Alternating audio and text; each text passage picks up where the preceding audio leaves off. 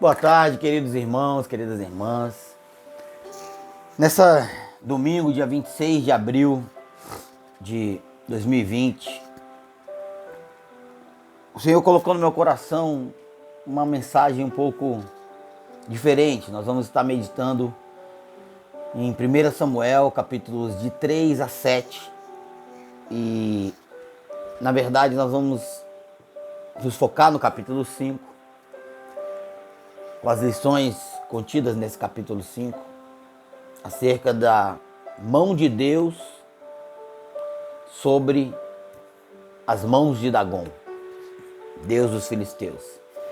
E na realidade, essa semana que passou, eu estava com o Helder ouvindo a palavra de Deus em 1 Samuel, vários capítulos, e a gente começou a dar risada de como é que nós, seres humanos, tantas vezes agimos diante de situações quase absurdas, em que Deus demonstra sua visão, seu poder, sua santidade, sua maravilhosa graça, e a gente ainda continua às vezes fugindo, crendo, não crendo, sendo idólatra, ou crendo em falsos deuses. E isso pode acontecer não só com pessoas incrédulas, mas também conosco, cristãos. Os irmãos se lembram que no ano passado nós ensinamos algumas coisas, algumas verdades bíblicas acerca das heranças espirituais, da relação que existe algumas vezes entre pecado e circunstâncias. Também já desmistificamos para os irmãos de que o sofrimento do justo não é consequência direta de pecado. Pode até acontecer sofrimentos decorrentes de pecados, mas não é regra. O livro de Jó inteiro nos ensina isso. Mas é interessante, é importante que você e eu, no dia a dia, no decorrer das nossas vidas cristãs, nós possamos estar atentos aos sinais, às orientações, ao que diz a palavra de Deus. E para isso é preciso conhecer a palavra de Deus, é preciso ler a palavra de Deus, é preciso buscar a Deus em oração, em louvor. Porque senão nós podemos nos tornar pessoas acostumadas, pessoas que perdem a visão. E eu vou começar a história de hoje lá no capítulo 3 de 1 Samuel, na história mais conhecida do livro de Samuel, a respeito do profeta Samuel, que é quando ele é uma criança e ele está deitado e Deus o chama, ele pensa que é Eli, e 3 vezes ele vai a Eli, e no final Eli o orienta a responder ao Senhor, dizendo: fala, Senhor, teu servo ouve. E então o profeta Samuel, ainda uma criança, recebe de Deus uma visão, uma orientação, palavras de Deus acerca do juízo que ele traria na família de Eli, devido às portas que Eli havia aberto e permitido que seus filhos abrissem, portas espirituais para a entrada de maldições, e isso trouxe consequências terríveis para a família de Eli. E lá no capítulo 3, versículo 11, Deus fala a Samuel o seguinte: eis que vou fazer uma coisa em Israel, a qual todo ouvido que ouvir, lhe tinirão ambos os ouvidos, ou seja, sentirão uma coceira, uma dor nos ouvidos. Naquele dia suscitarei contra Eli tudo quanto tenho falado com respeito à sua casa. Começarei e o cumprirei, porque já lhe disse que julgarei a sua casa para sempre, pela iniquidade que ele bem conhecia, porque seus filhos se fizeram execráveis, e ele não os repreendeu. Jurei, portanto, à casa de Eli, que nunca lhe será expiada a iniquidade, nem com sacrifício, nem com ofertas de manjares. Amados, aqui o Senhor fala com Samuel a respeito das consequências da omissão, do pecado de omissão cometido por Eli, que viu seus filhos agirem de maneira reprovável e não os amou a ponto de repreendê-los, e não amou e temeu ao Senhor a ponto de fazê-los perceber que eles estavam pecando gravemente contra o Senhor. E o que o Senhor fala aqui, eu quero que você mantenha a sua Bíblia aberta comigo, o seu aplicativo aberto, para você poder manusear aí em 1 Samuel. Nós vamos fazer leitura em todos os capítulos 3, 4, 5, 6 e 7. E quando chega lá no capítulo 4, nós vemos Deus preparando o terreno para o cumprimento da sua palavra, do castigo, que neste caso aqui tinha a ver sim com pecados. E então lá no capítulo 4, Israel, eu vou narrar para vocês, vocês podem ler depois, Israel sai a peleja contra os filisteus e perde. 4.000 homens são derrotados em campo aberto naquela batalha. E então eles se revoltam contra o Senhor e questionam por que é que Deus permitiu que eles fossem derrotados pelos filisteus. Eles nem mesmo procuraram perceber o que era patente, evidente. Os pecados de Hofni e Finéias, filhos de Eli, sacerdotes de Israel naquele tempo, eram conhecidos de todo mundo. Hofni e Finéias roubavam o dinheiro do templo. E Hofni e Finéias se prostituíam, possuíam as mulheres que iam ao templo às vezes adorar. E isso era algo que várias pessoas em Israel sabiam. Diante da derrota, ao invés de reavaliarem os seus próprios conceitos, as suas próprias vidas, ao invés de buscarem o perdão, o arrependimento, ao invés de amarem Hofni e Finéias e os repreenderem, o que Israel faz? Israel então, aí no capítulo 4, a partir dos versículos 2, nós temos que, versículo 4, mandou, pois, o povo trazer de Siló a arca do Senhor dos Exércitos, entronizada entre os querubins. E os 2 filhos de Eli, Hofni e Finéias, estavam ali com a arca da aliança. E acontece uma tragédia que cumpre a palavra do que Deus havia dito a Samuel. Eles vão novamente à peleja com a arca de Deus, a arca da aliança, que não é um ídolo. A arca era um símbolo da presença de Deus dado ao povo. A arca não era para ser adorada, a arca não era para ser reverenciada, a arca era para ser guardada. A arca era o altar no qual uma vez por ano o sumo sacerdote deveria expiar os pecados do povo. E ao invés de manterem a arca aonde Deus havia orientado em Siló, eles então trazem a arca para forçar o Senhor a estar com eles na batalha. E o que acontece é que eles vão para a guerra e Hofni e Finéias são mortos. A arca do Senhor é levada. Quando Eli fica sabendo que seus filhos, o mensageiro vem dizer que seus filhos morreram, diz a Bíblia que ele era um homem grande e pesado que vivia sentado numa cadeira de balanço na porta do templo. E então diz a Bíblia que Eli toma um susto com a morte de seus filhos, cai da cadeira para trás, quebra o pescoço e morre. A sua nora, que estava grávida de um dos seus filhos que foi morto, entra em trabalhos de parto e dá à luz a uma criança que ela coloca o nome de Icabode, que significa foi-se a glória do Senhor. Israel, aquela moça então, assim como todo Israel, entende que o roubo da arca pelos inimigos de Deus significava uma derrota para Deus.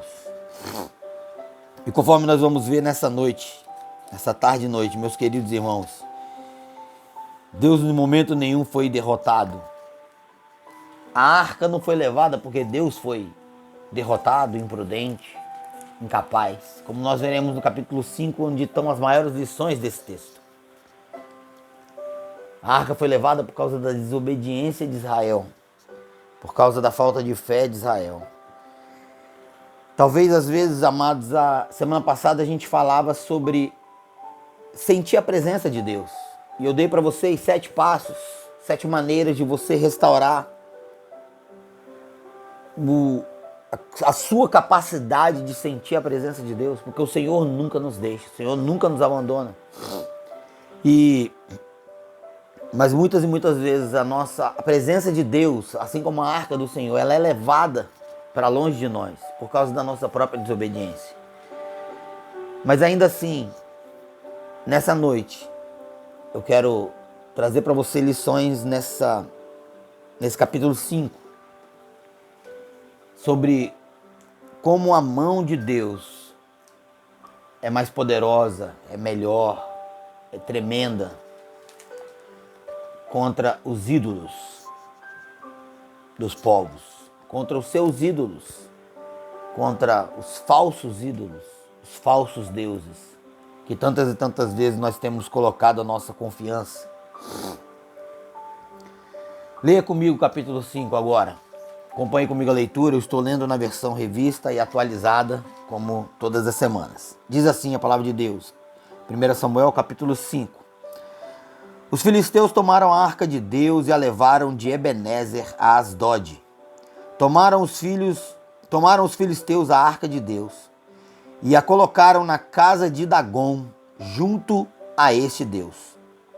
Levantando-se, porém, de madrugada, os cidadãos de Asdod, no dia seguinte, eis que estava caído Dagom, com o rosto em terra, diante da arca do Senhor.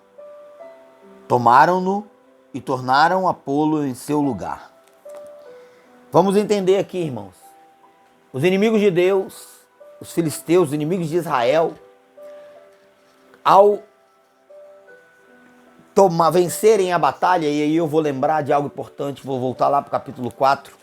Leia comigo lá no capítulo 4, versículo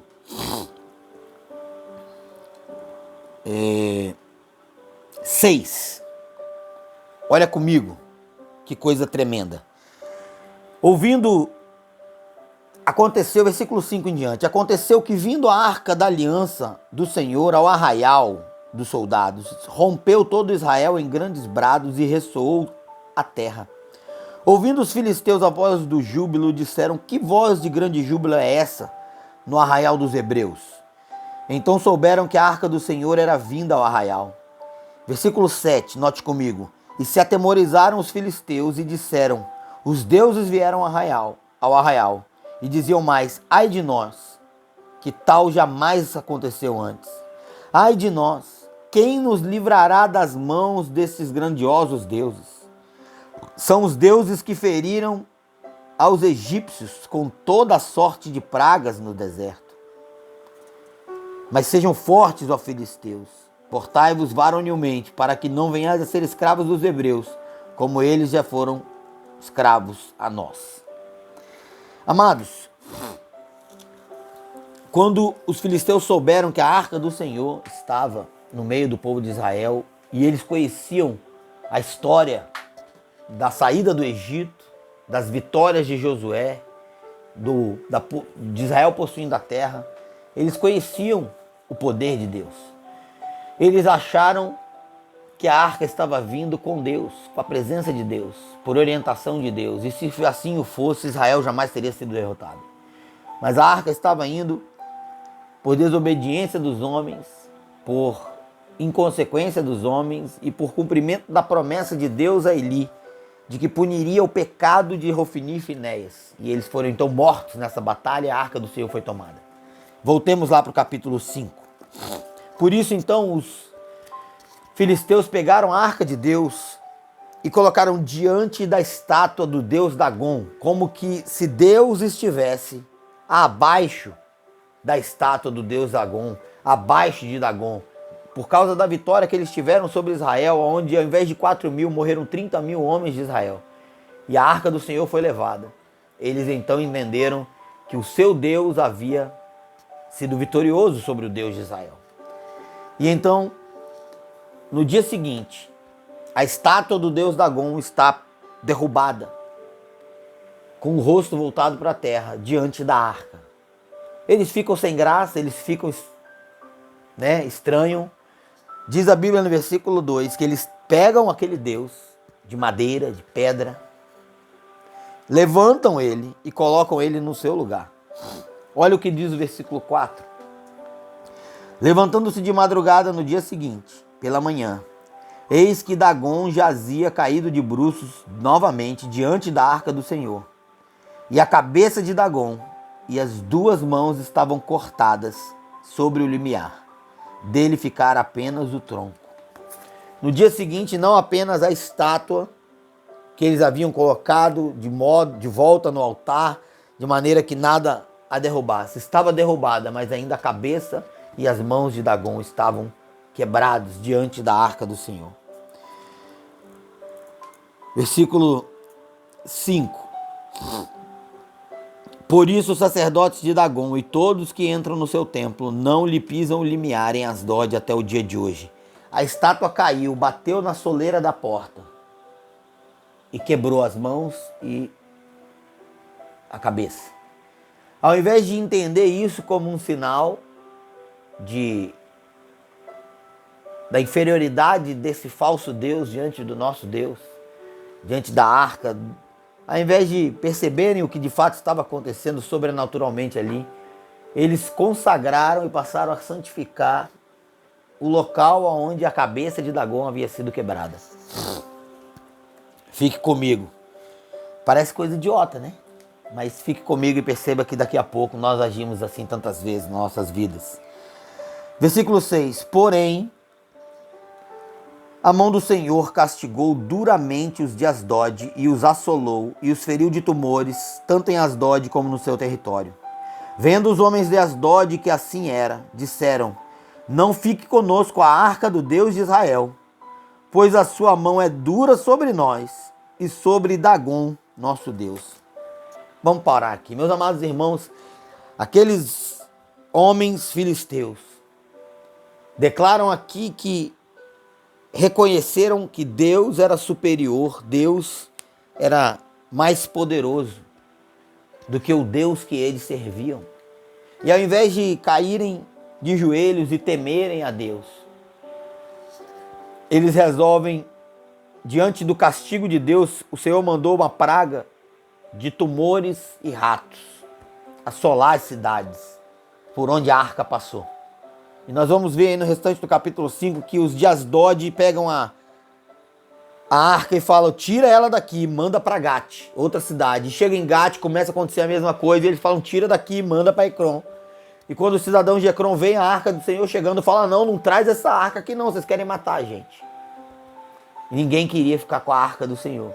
E ao invés de caírem em prantos, caírem de joelhos e perceberem que Deus era superior aos falsos deuses que eles adoravam, então eles simplesmente querem de qualquer maneira se livrar da presença de Deus ou do símbolo da presença de Deus no meio deles. E olha o que ocorre então no capítulo 5 restante, versículo 8. Pelo que enviaram mensageiros e congregaram para si todos os príncipes dos filisteus e disseram: que faremos da arca do Deus de Israel? Responderam: seja levada a arca do Deus de Israel até Gate, e depois de cidade em cidade. E a levaram até Gate. Depois de a terem levado, a mão do Senhor foi contra aquela cidade com muito grande terror, pois feriu os homens daquela cidade, desde o pequeno até o grande, e lhe nasceram tumores. Então enviaram a arca de Deus a Ecrom. Sucedeu, porém, que lá chegando, os ecronitas exclamaram, dizendo: transportaram até nós a arca do Deus de Israel para nos matarem, a nós, o nosso povo. Então enviaram mensageiros e congregaram a todos os príncipes dos filisteus e disseram: devolvei a arca do Deus de Israel e torne para o seu lugar, para que não mate nem a nós nem ao nosso povo, porque havia terror de morte em toda a cidade, e a mão de Deus castigara duramente ali. Os homens que não morriam eram atingidos com tumores, e o clamor da cidade subiu até o céu. Capítulo 6, versículo 1. 7 meses esteve a arca do Senhor na terra dos filisteus. Meus amados, você e eu, o final dessa história eu vou adiantar por causa do tempo. Eles então queriam ter certeza. E eles procuram os sacerdotes filisteus, os príncipes dos filisteus procuram sacerdotes filisteus e dizem: como é que a gente vai devolver a arca de Deus para Israel? E os sacerdotes dão uma tarefa e dizem assim, olha, se realmente é Deus que está fazendo isso, ele vai mudar a natureza e vai nos dar a prova disso. Peguem 2 vacas que estão amamentando os seus bezerros. Prendam os bezerros dentro do curral. Botem as vacas na carroça. Botem a arca sobre a carroça, juntamente com uma oferta, 5 tumores de ouro e 5 ratos de ouro para cada cidade que havia passado a arca do Senhor. Como pagãos, eles entendiam o conceito da oferta pela culpa, mas não o cumpriam da maneira que a Bíblia diz, com sangue. Mas eles reconhecem que não podiam devolver a arca, a ofensa feita a Deus de mãos vazias. E eles então falam, bota sobre essa carroça a arca, bota as ofertas de ouro e solta as vacas. Se as vacas forem embora sozinhas no caminho de Israel, e não, então é Deus que fez isso. Se as vacas fizerem o normal, que é virar para o curral e irem ficar com seus bezerros, então não foi Deus, foi apenas uma coincidência. E o capítulo 6 vai dizer que então as vacas tomam o caminho e vão em direção à terra de Israel, berrando, sem se desviar, e mugindo e anunciando, e sem se desviar nem para a direita nem para a esquerda. E retornam a Israel. Mas o que eu quero nessa tarde, noite, concluir e trazer a sua reflexão nessa noite é que quantas vezes você e eu não temos agido como os filisteus? Deus tem derrubado ídolos nas nossas vidas. Os nossos ídolos, aquilo em que nós confiamos, aquilo em que nós temos posto a nossa confiança. E você que me assiste agora, seja você membro da Primeira Igreja Batista de Jardim Limoeiro ou não, reflita, em que você tem confiado? Nós estamos com o mundo de joelhos, as economias paralisadas por conta de apenas um vírus. Deus tem tirado a força do forte, a confiança do corajoso e demonstrado que Ele é Deus e só Ele é Deus. Mas talvez na sua vida particular Ele tenha feito isso em outros momentos. Você tem colocado a sua confiança na sua estabilidade financeira, na sua saúde, no seu emprego. Você tem colocado a sua confiança nos seus filhos, no seu marido, na sua esposa, como ídolo. E isso às vezes tem tomado o lugar de Deus, e Deus tem permitido, irmãos, que os ídolos sejam prostrados, para que nós, ao invés de agirmos como os filisteus e removermos o objeto, o símbolo da presença de Deus no nosso meio, ao invés de querermos nos distanciar desse Deus santo, como agiram os filisteus e também o povo de Israel, onde no capítulo 7, no capítulo 6 ainda diz que as vacas chegam a Israel, e a Bet-Semes, e ali os homens fazem um sacrifício a Deus, mas depois eles desonram a arca, e a Deus, e a orientação que ninguém poderia tocar na arca, e nem abrir a arca. E eles olham dentro da arca e 70 pessoas morrem, e então eles pegam a arca e mandam embora novamente. Dentro de Israel a arca vai e fica em Kiriat Jearim, ao invés de retornar ao seu lugar. Porque os homens falam, quem é que pode sobreviver diante desse Deus santo? Meus amados irmãos, para concluir essa reflexão, você e eu que temos Jesus, você que já aceitou Jesus como seu Salvador, precisa reconhecer de que nós não temos essa angústia, porque através do sacrifício de Jesus todos os nossos pecados foram perdoados, os que nós já cometemos e os que nós ainda vamos cometer. Então o que nós precisamos realmente no dia a dia reconhecer é que por causa disso, por causa da bondade, da grandeza, da misericórdia, do amor de Deus, todas as vezes que os nossos ídolos se prostrarem, se quebrarem, não deveríamos nem ter ídolos, não deveríamos nem ter coisas, situações que assumam a primazia nas nossas vidas, acima de Deus. Uma forma de você saber um ídolo na sua vida, meu amado irmão, é saber em que é que você gasta o seu tempo. Isso vale para mim também. Em que é que você tem gastado o seu tempo? Você está de quarentena em casa? Quais são as suas prioridades? Você está aí desesperado? Com medo, trancado numa casa atrás da porta aí? Com medo de que o vírus vai te pegar? Ou você está aproveitando esse tempo, confiante, cumprindo as recomendações como um bom cristão das autoridades sanitárias, respeitando as autoridades civis, mas confiantes de que a nossa vida está nas mãos do Senhor, pertence ao Senhor. E nem um fio da nossa cabeça é tocado sem a permissão do nosso Deus. E que quer vivamos, quer morramos, somos do Senhor. E então está aproveitando esse tempo em família, está aproveitando esse tempo para buscar o Senhor mais e mais, para agradecer ao Senhor todas as bênçãos que você tem, essa casa, o alimento que não tem faltado, a saúde. Como é que tem sido esse período? Reflita quais são os ídolos, os dagons da sua vida. E toda vez que a mão de Deus pesar sobre a sua vida, em qualquer área, volte para Ele, não fuja dele. Não haja como os filisteus. Não livre-se daquilo que é a presença de Deus. Muitos de nós, antes dessa pandemia, por qualquer bobagem, nos afastávamos da igreja. Deixávamos de ir no culto. Parávamos de ler a Bíblia e orar. Eu espero que quando esse momento passar, você e eu possamos valorizar cada vez mais, estarmos juntos na presença de Deus, com os nossos familiares, os nossos irmãos, adorando esse Deus que é sobre todos os deuses, é Deus, Senhor dos senhores, Rei dos reis, o único, verdadeiro Deus. Por isso, nessa noite, a minha oração é que você possa reconhecer as oportunidades que Deus tem lhe dado de quebrar os ídolos e abandonar eles na sua vida.